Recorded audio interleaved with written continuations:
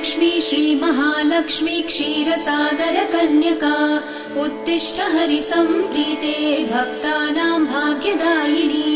श्रीलक्ष्मी श्रीमहालक्ष्मी क्षीरसागरकन्यका उत्तिष्ठ हरिसम्प्रीते भक्तानां भाग्यदायिनी। उत्तिष्ठोत्तिष्ठ श्रीलक्ष्मी विष्णुवक्षस्थलालये उत्तिष्ठ करुणापूर्णे लोकानां शुभदायिनी।